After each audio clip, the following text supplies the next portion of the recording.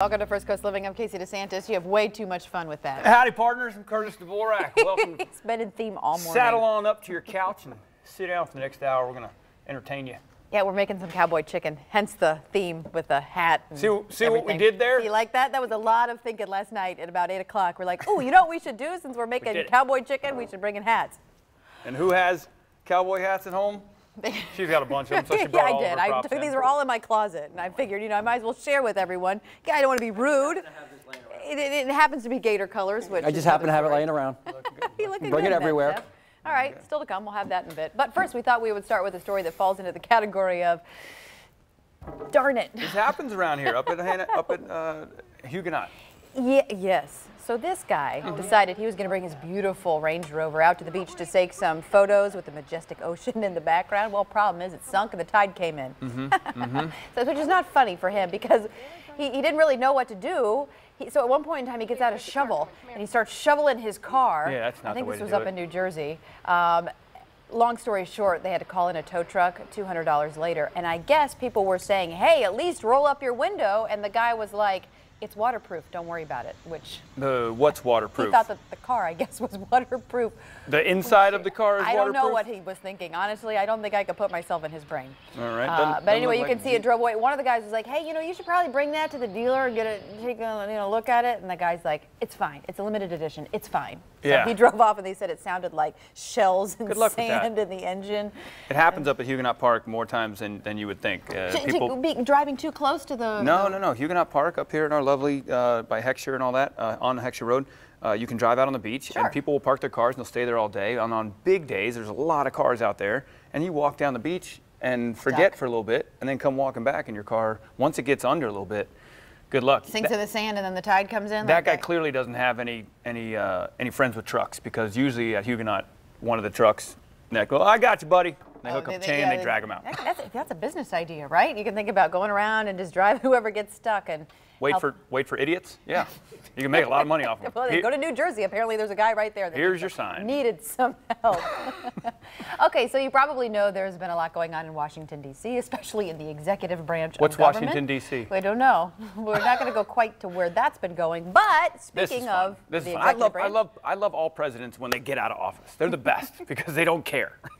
Well, apparently GW. They have so much fun. GW Bush is what he's been up to. Well, we found out where he's at. He spotted this video was posted on Twitter showing the former president photobombing a reporter during a Rangers game. He's a huge Rangers fan. He was like general manager of the team for a while. So Jenna Bush Hager, who's on BC, who does the show that precedes this one, and I guess she texted her dad right after this came out, and she goes, Dad, did you photobomb somebody?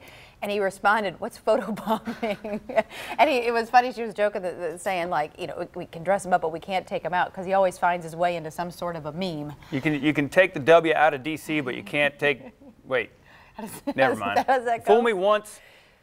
Never mind. Was it the inauguration that he had a meme that went viral the last time? I think he was trying to put on a poncho or something, and then it just went, he couldn't quite get it on, and that went viral. But he's just like so fun about it. He just likes to have a good time. Like your favorite goofy uncle. Yeah, he's like, yeah, kind of like Joe Biden too. He's like, good stuff. Yeah, exactly. All right, one of my favorite people and local guy, we can proudly say, made an appearance last night on Jimmy Fallon. Really, really cool. Tim Tebow, obviously, he surprised an unsuspecting fan while talking about the Tim Tebow Foundation and the Night to Shine prom event. Check this out. Tim Tebow Foundation? Yeah.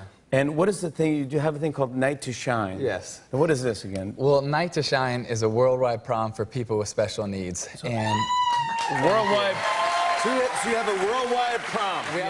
What was your prom experience? You know, I never went to prom in high school. I was always playing baseball, basketball, or football. We were always so busy. Oh, no. I know. You've never been to prom. That means you've never given a date one of these? It's beautiful. Dude, it's like a scrunchie with a flower attached.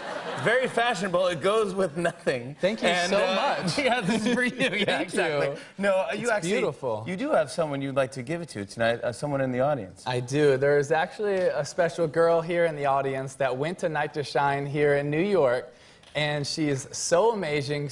She is so inspirational. And she actually reached out to me and invited me to prom. And I was kind of flying all over the world, going to a lot of them. But we invited her mom here today. And she is here. And I am here. And so, Judy Adams, I was wondering, if maybe I could have a dance.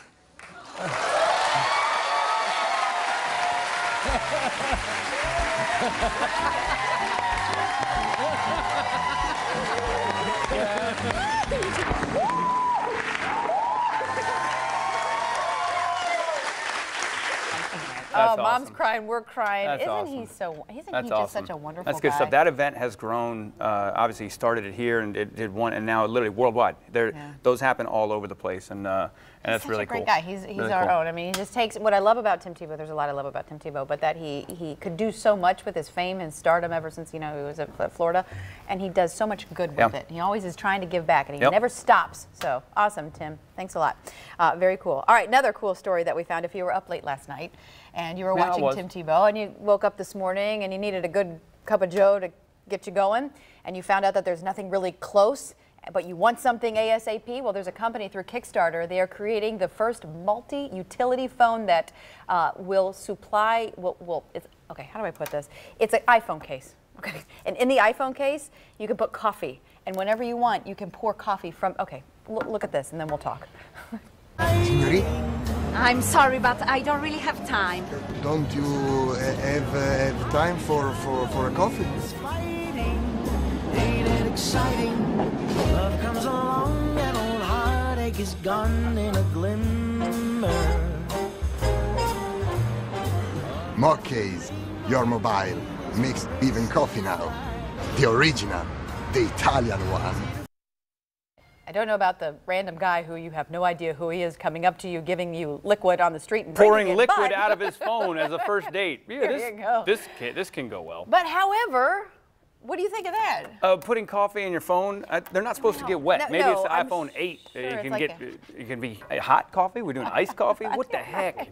What is happening? External. It's like an external thing that you can then pour in. But you notice a cup, little tiny bitty cup. You know need what? To make really strong coffee. I would like to talk to this Kickstarter group and tell them, how about we put money towards telling people to take a breath every once in a while and sit down and enjoy a cup of coffee instead of having to have it on your phone because you can't stop for a second from looking at Snapchat and Instagram to have coffee. This is going to be great. If you put booze in it, maybe I'll use it. Hot, kettle, black, get it? Whiskey? Oh, what? Whiskey, vodka, you put that in there? That's something I would buy, not coffee. You can't have that makes no sense. See, whiskey you can drink warm, like room temperature. Coffee, it's not as good. Room temperature, I would agree with you. It's either hot or cold, and then forget about it. Whiskey, right, yeah. Whatever. One-track mind. All right, here's something that came up, no surprise to us here at First Coast Living, but we thought we would share with you. Conducted there was a survey conducted, market force information, Publix, Chef, I don't know if you know this, Publix. Chef, this is your cue. Number one chain number one grocery chain in the U.S. Nearly 13,000 shoppers were polled in the past 4 years. Publix ranked second in the survey, but thanks to First Coast Living, they're in first place. There you go. You're welcome, Publix. Oh, thank you so much. Thank you, everybody who voted for Publix. Right. How about is the whole everybody at Publix down there in San Jose celebrating? Oh, we're having a big old party at the cooking school tonight. Come on down. We're making cowboy chicken to celebrate today. Actually, we have a class tonight called Women's Night Out. Ooh, what is Women's Night Out? Well, Dennis Chan, who owns Blue Bamboo, is coming. Yeah, and he's going to come and be part of it. What are we eating at Blue? I can't tell you. You have to come. Okay. Are there other spaces available? That's Yes, good. there are. And will there be frosty malt beverages, to which he hates? There is adult beverages at the cooking school, for those of you who didn't know that. Because you do wine pairings. Yes, being that we're number one now, we're going to have champagne all night. Popping bottles.